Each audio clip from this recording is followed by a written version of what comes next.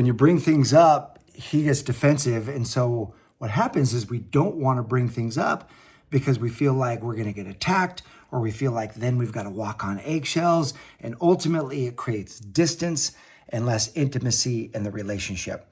So what do you do when you're with a partner who tends to get defensive? You are going to love this framework.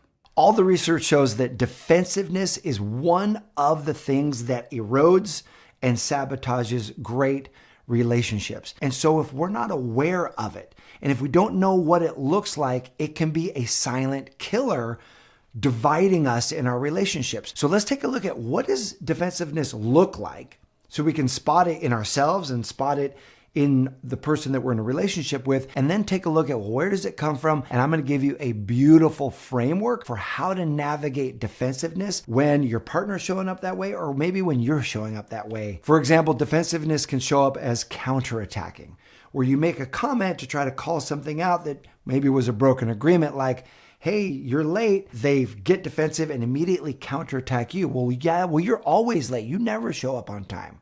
That's defensiveness. Denial or justifying is the defensiveness. I didn't do anything wrong. Here's 20 reasons why I'm not wrong. So they're justifying their behavior. Blaming or projecting is defensiveness.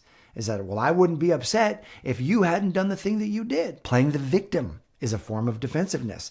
Them saying, I try so hard. Nothing's ever good enough for you. You're always on my case. Things like that. The silent treatment, stonewalling, is a form of defensiveness.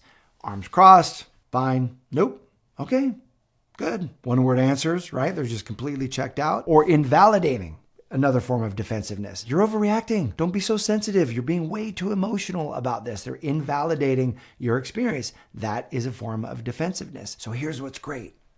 All of those forms of defensiveness, as you notice those, apply this principle. Every action is either an act of love or an act of fear. One of those two, it's either sourced in love or sourced in fear. If you notice an action like he's counterattacking you, counter-criticizing you, or he's invalidating you, or he's blaming you, all of those forms, if it's not sourced in love, it must be sourced in fear. And he must have gone to a state of fear. When our brain feels attacked, like we're not doing enough, we're not good enough, we're not measuring up, the fire alarms go off. We move to an area of our brain where our awareness closes down and we go into fight or flight. And so he's ultimately fighting you from this place of fear. And the irony of the whole thing, that when people tend to get defensive, what we're being defensive about is, I'm enough for you, don't push me away. I'm enough for you, don't abandon me. I'm enough for you, don't leave me. But the way we grow up and the way that we're taught to do this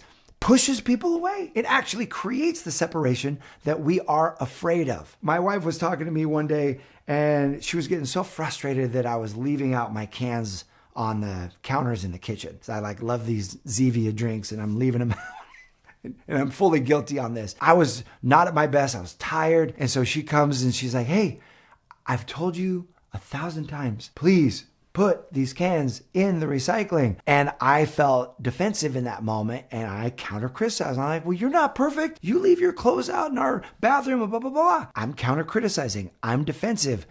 Ultimately, I'm in fear because there's a part of me that's afraid that if I'm not enough for her, she's going to leave. And I love her. I don't want her to leave. Now, none of that is logical. It's all very subconscious. It's very primal. And it puts us into an area of our brain where we actually kind of disconnect from our prefrontal cortex. We don't have all of our faculties when we are in fear. It requires one of us in the partnership. There was someone who told me once, he said, one of you can freak out, but the challenge is if both of you freak out at the same time, that's when things go down. So if we can have a go-to practice, when we notice our partner getting defensive, it can really help. And if we notice ourselves getting defensive, this can really help as well. You think about what is it that moves us out of the fear part of our brain and into our prefrontal cortex, into the area where we can actually respond with love. One of the primary techniques is to breathe. And so I've got an acronym for you that can really help. And the acronym is AIR. Think about breathing. The acronym's AIR, A-I-R. So the first thing you can do is actually take a breath. And then the A in AIR stands for acknowledge. And so you acknowledge what's happening, acknowledge the energy, acknowledge what's going on for your partner with not judgment or criticism, but just noticing to help them feel seen. And so you can say something like, hey, I'm noticing some energy around this. I'm noticing that request has really created some emotion in you.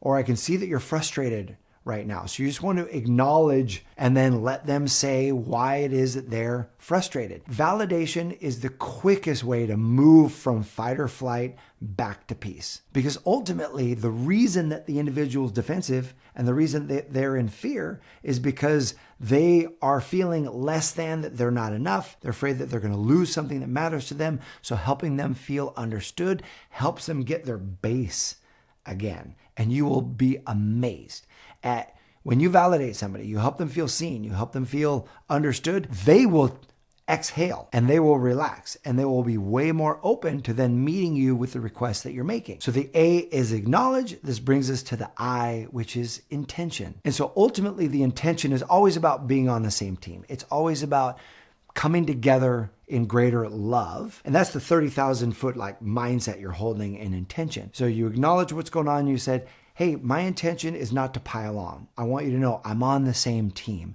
My intention is to find a way of being that works for both of us, because I would really love these cans to get put away and not be left out on the counter. And this moves you right into the third step, which is repair and request. And so you can own your part if there is a part to own by saying, sometimes we come at somebody and we're critical in the way that we approach them. So if that's the energy, you can say, I'm sorry for piling on. I'm sorry for the way in which I made this request.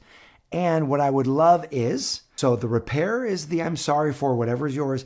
And then the request is super important. My request is, what system can we put in place to make sure that these cans make it into the recycling bin? When my wife does this, I immediately feel this exhale. I know that she's not coming at me. I know that I'm enough. I know that we're on the same team. And she's making it really clear what is the request that then I can actually help meet for her. She believes in me enough to say, okay, let's co-create a new agreement here that she's going to believe that I will be able to fulfill. And that actually stimulates the masculine energy in me to say, I can actually fulfill this. And the reason why I love this AIR framework is not only does it work when our partner's defensive, it can work when we're defensive as well. When we notice that we're defensive, what we can do is take that deep breath, moving out of fear into love. And then the A is we can acknowledge our own reaction. I can feel myself getting defensive right now. My intention is to not be defensive, but really build a stronger connection with you. So I'm sorry for getting defensive. And what I would love is we brainstorm a way to work together. This could work for both of us. So my question for you is, when you notice your partner getting defensive, what have you done that's really, really worked and supported the two of you in building an even stronger connection? Go ahead and post those in the comment section below. I hope that this helps empower you to create an even deeper, more fulfilling, more loving relationship. Thanks so much for watching. I'll see you soon.